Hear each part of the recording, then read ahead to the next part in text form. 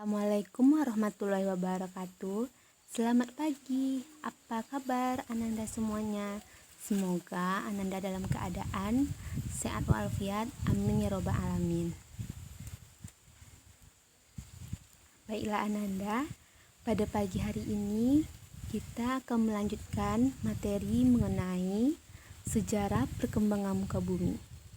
Sebelum memulai pembelajaran, alangkah baiknya kita berdoa terlebih dahulu. Berdoa dimulai. Berdoa selesai, Ananda mengisi daftar kehadirannya terlebih dahulu sebelum kita masuk pada materi pagi ini. Link absen telah Ibu bagikan di grup WhatsApp dan Ananda silakan mengisi daftar kehadirannya. Baiklah, kita akan masuk pada materi sejarah perkembangan muka bumi. Berikut ada beberapa pertanyaan yang akan Ananda jawab dan kerjakan, dan bisa Ananda sampaikan di grup WhatsApp. Pertanyaannya yaitu, bagaimanakah bentuk muka bumi pada awal terbentuknya? Apakah muka bumi terdiri atas benua dan samudra pada saat sekarang ini? Apakah pegunungan tinggi sudah ada seperti saat sekarang ini? Atau apakah dahulu kala semua daratan bersatu dan hanya ada satu samudra? Silakan Anda kerjakan setelah materi yang Ibu sampaikan. Baik, menurut para ahli, bumi ada sejak 4.600.000.000 tahun yang lalu. Ahli yang menjelaskan perkembangan muka bumi adalah salah satunya menurut Alfred Wegener dengan teorinya yaitu pengembangan benua. Oleh karena umur bumi yang sudah tua, para ahli membaginya dalam beberapa masa. Yang pertama, masa Prokambium. Masa Prokambium ini terbagi menjadi dua zaman. Yang pertama, zaman Arkeozoikum. Zaman ini terjadi karena pembentukan batuan kerak bumi. Pada zaman ini, awal munculnya kehidupan di samudera itu berupa ganggang dan bakteri. Yang kedua, zaman Protozoikum. Pada zaman ini, mulai terjadi perkembangan hidrosfer dan atmosfer sehingga kehidupan mulai kompleks. Yang kedua, masa Paleozoikum. Masa Paleozoikum terbagi atas 6 zaman. Yang pertama, zaman Kambrium. Kedua, zaman Ordovisium. Ketiga, zaman Selur. 4, zaman Devon. 5, zaman Karbon Kuali. 6, zaman Perme. Yang pertama, zaman Kambrium. Pada zaman ini, bumi masih terbentuk lautan dan sebuah daratan yang disebut dengan Gondwana. Yang kedua, zaman Ordovisium. Zaman ini terdiri dari daratan Gondwana yang masih ditutupi yang celah samudra. Kemudian samudra tersebut meluap dan terjadinya zaman es. Yang ketiga, zaman Selur. Terbentuknya daratan pegunungan yang melintasi pegunungan yang sekarang dikenal sebagai daerah Skotlandia, Skandinavia, dan pantai utara Amerika. Yang keempat, zaman Devon. Zaman ini ditandai dengan menyurutnya samudra serta terbentuknya daerah Greenland dan Eropa Timur. Zaman ini berakhir 360 juta tahun yang lalu. Yang kelima, zaman Karbon Kuali. mulainya terjadi penyatuan benua dan membentuk daratan Pangea. Zaman ini berakhir 260 juta tahun yang lalu. 6. Zaman Permi. Benua Pangea bergabung membentuk daratan serta terjadi pembengkukan di daerah Antartika dan Afrika. Akibatnya terjadi iklim kering gurun di daerah utara. Zaman ini berakhir sekitar 250 juta tahun yang lalu. Yang ketiga, masa Mesozoikum. Masa Mesozoikum terbagi atas 3 zaman. Yang pertama, zaman Tiras. Benua Pangea bergerak ke arah utara. Daerah gurun terbentuk es di selatan mencair. Dan celah antara benua mulai berbentuk di Pangea. Zaman ini berakhir sekitar 210 juta tahun yang lalu. Yang kedua, zaman Jura. Benua Pangea terpecah. Daerah yang dikenal sebagai Amerika Utara sekarang yang memisahkan diri dari Afrika, dan Amerika Selatan memisahkan diri dari Antartika dan Australia. Zaman ini berakhir 140 juta tahun yang lalu. Yang ketiga, zaman Kapur. India adalah sebuah pulau yang terlepas dari daratan induknya yaitu Afrika. Zaman ini berakhir sekitar 65 juta tahun yang lalu. Yang keempat, zaman Kenozoikum. Pada masa Kenozoikum terbagi menjadi 6. Yang pertama, kala Paleosen yang ditandai dengan munculnya primata, hewan pemakan rumput, burung, dan sebagian reptil. Kala ini berakhir pada 50 juta 700 tahun yang lalu. Yang kedua, kala Eosen yang ditandai dengan berakhirnya proses pecahnya benua Pangea sehingga terjadi penggerakan antara daerah yang satu dengan daerah yang lainnya. Yang ketiga, kala Oligocene yang ditandai dengan laut yang menyempit, daratan yang bertambah luas, terjadi pergerakan kerak benua dan daerah yang dikenal sebagai Amerika dan Eropa. Pegunungan Alpen mulai berbentuk, iklim lebih dingin sehingga hutan berkurang dan padang rumput yang semakin luas. Kala zaman ini berakhir 24 juta tahun yang lalu.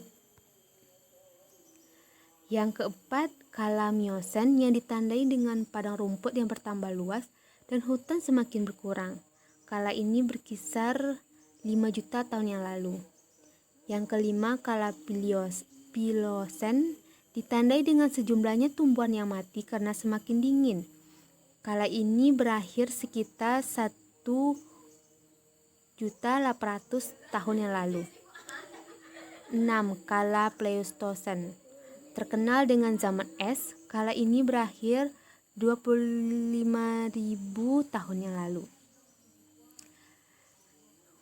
Selanjutnya kita akan masuk pada bentuk muka bumi akibat proses diatropisme. Proses diatropisme terbagi dua, yaitu orogenesis dan epirogenesis. Orogenesis yaitu gerakan yang relatif lebih cepat dari epirogenesis. Kira ini disebut oleh proses pembentukan pegunungan.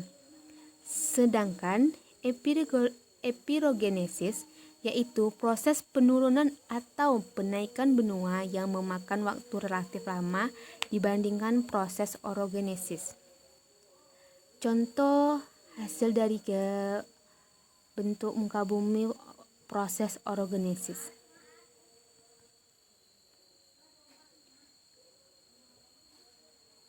Yang pertama, terbentuknya sesar patahan.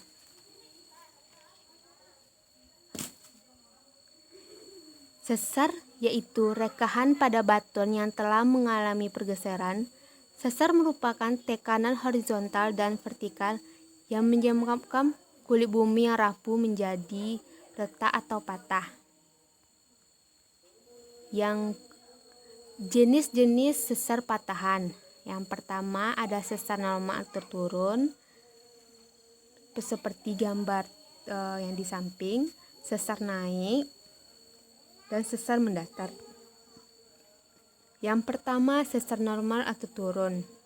Pada sesar turun terjadi karena pergesekan blok batuan akibat pengaruh gaya gravitasi dan terjadi sebagai akibat dari hilangnya pengaruh gaya sehingga batuan menuju ke posisi imbang. Contoh sesar normal.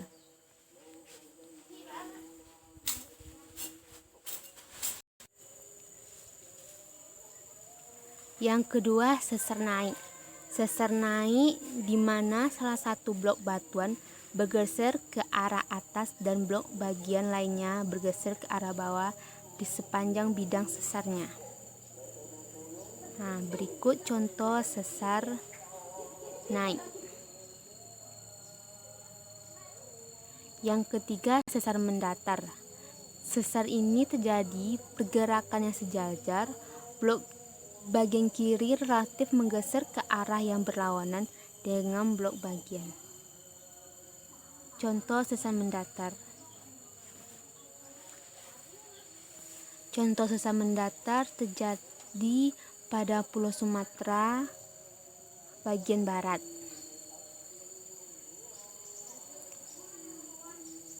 Yang keempat, terbentuknya horst. Horst merupakan tanah naik terjadi bila terjadinya pengangkatan. Graben adalah tanah turun yang terjadi bila blok batuan mengalami penurunan.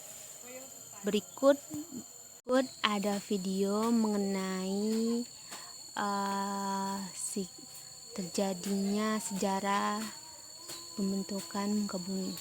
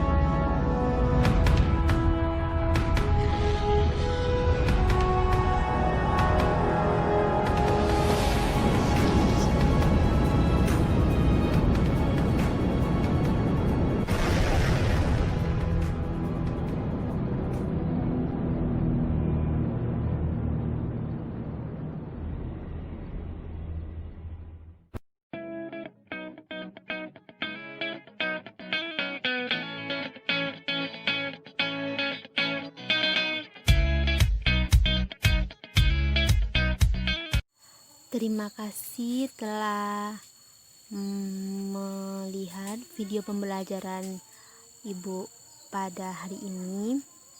Semoga Ananda bisa memahaminya. Baiklah Ananda, apabila Ananda masih ada yang kurang paham mengenai materi hari ini, kita akan melanjutkan pada grup WhatsApp. Sekian dari Ibu ucapkan terima kasih. Assalamualaikum warahmatullahi wabarakatuh.